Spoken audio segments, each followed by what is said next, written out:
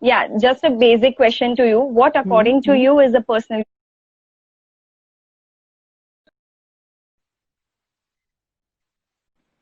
And putting it into practice, knowing what to do with your personal hygiene, with your personal self presentation, with your overall self. I will say personal grooming actually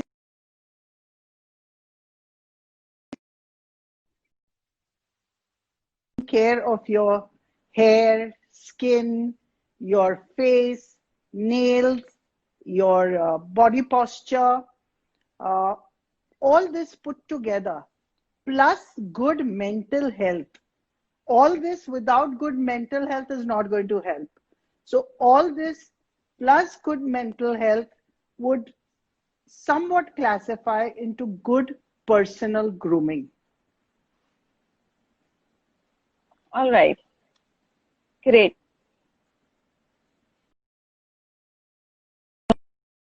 Why do you think it is a good idea to focus on what you wear? Hello? Yeah, sorry, Jamnika, your voice is breaking. Uh, in your opinion, why do you think it is a good idea to focus on what you wear? Can you repeat the question again? Sorry, the line is.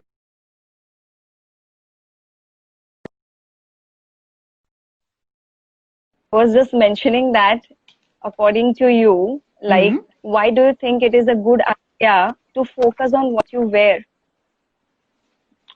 Uh, it is very, very important to actually focus on what you wear because that is something that helps in actually creating the first impression also. And apart from that, the clothes that we wear have a very, very strong impact on our own self also. So, actually, the clothes that we wear,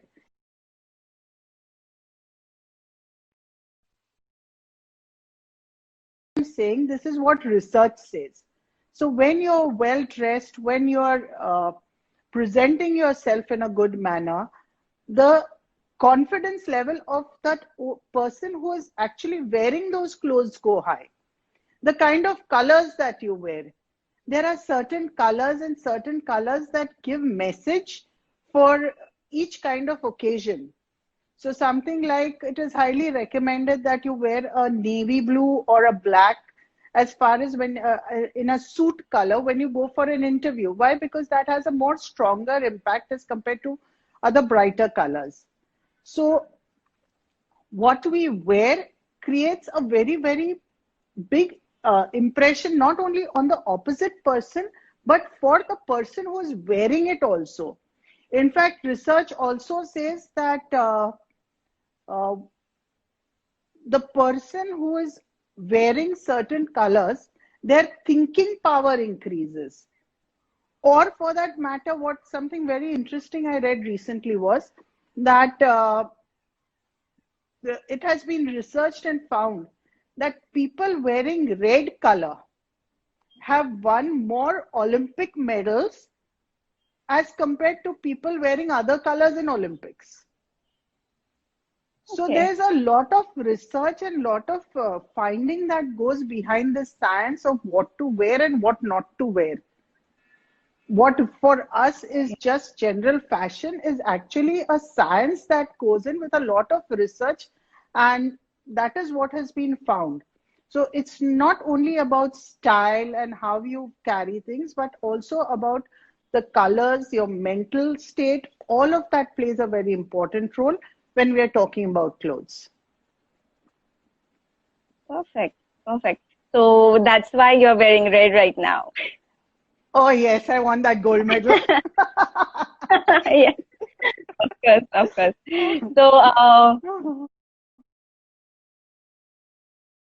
regarding to personal grooming, wardrobe, personal hygiene, Sure, or whatsoever it is. So, definitely. ma'am, could you please tell us something about personal hygiene? Personal hygiene. Well, personal hygiene is a very basic and a very personal question to ask, but personal hygiene is something that we all need to kind of focus on, Hmm. because it is something we can't take for granted. And personal hygiene Right. is something that starts right from the time we wake up and open our eyes, which could start right Hmm. from brushing your teeth to your bath to your hair care to your skin, all of that, which falls under personal hygiene. So, personal hygiene is not something we can take for granted. Personal hygiene is something which needs to be done on a daily basis, on a regular basis, and the follow up has to be done Hmm. day in and day out. It's a regular practice that you create. Something like Right. this is just a small little tip I can give you. Hmm. Since we are in India and the weather is really, really hot, something that I would highly suggest in personal hygiene is that once we have our bath, it is very, very necessary to spray a deodorant, because there are many people and many ladies and many gents I know who do not spray deodorants, and it the Hmm. body odor kind of kills the person sitting next to him or her. So on a regular basis, apply a deodorant. But when you're going out, when you're going out for a party, you're going out for an interview, you're going out for your marriage or whatever it is, what I would suggest is spray an antiperspirant. So there's a small Okay. difference, a fine defining line between a deodorant and an antiperspirant. An antiperspirant Okay. does not allow you to sweat. A deodorant allows you to sweat, it just neutralizes the body odor. Antiperspirant does not allow you to sweat. So those patches that we get of sweat in our underarms, that is what is avoided when we spray an antiperspirant. So when we are wearing good clothes, we are dressed, we want to kind of make a statement. That is when we spray a antiperspirant and not a deodorant. But in regular terms, yes, we can definitely spray a deodorant, and that is very, very necessary and a very important part of hygiene when we are talking about country like us. Right. Right. I hope this sounds a very useful tip to all our viewers right there. So moving on to our next topic, ma'am, what in your opinion are the top 5 basic guidelines when dressing to create a statement? Wow. Okay, so when dressing to create a statement, the top 5 guidelines uh, for Hmm. men and women, or generalized?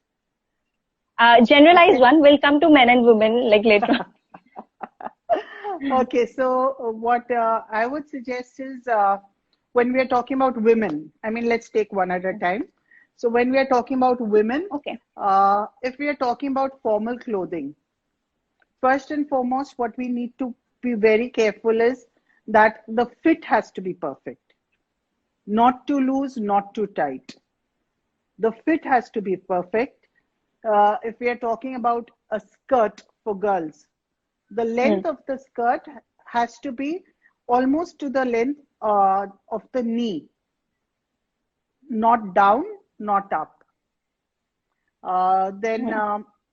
you have to accessorize in the right manner. Accessories is something again which is very important. A simple accessory, good enough. Don't make it too heavy, too chunky, and don't overdo it with accessories. That also is very important. If you're wearing something in your neck, again, wearing a chunky piece in your ear, it's going to look a little Hmm. too overloaded. So you have to balance accordingly. Another tip I can suggest is when we are wearing a short dress, then we need to balance that short dress with a more high neck as compared to a lower one. Because a low cleavage showing dress, which is very short, kind of looks vulgar again. So we Hmm. need to balance that. If it's a low cleavage, then the dress has to be long. If the dress is short, the cleavage has to be higher. So accordingly, this balance needs to be there. Same way if we are talking about men. For men, it is again, whatever you're wearing, the fitting has to be perfect first and foremost.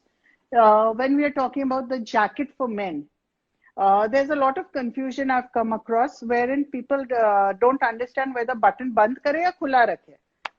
बहुत time मुझे सवाल पूछते हैं कि ma'am jacket का button बंद करूं खुला रखूं क्या करूं समझ में नहीं आता है. So if you're wearing a 3-button jacket, which is normally the formal jacket that men wear, the center button has to be closed. That's the first basic rule. The top button is on your mood. If you want to put it on, you put it on. You want to leave it open, you leave it open. But the center button has to be closed. And the third button that is there is normally open. It's left open. So notice compulsory is the center button, top button, band karna hai karo, nahi karna hai mat karo. When we are talking about the tie, the length of the tie, once it is knotted, it has to be to the length of your belt. Not lower than it, not higher than it. When we are talking about the color of the belt and the shoes need to be matching again. When we are talking about the socks, the length of the socks have to be that high that once you're sitting and your pant goes up, your naked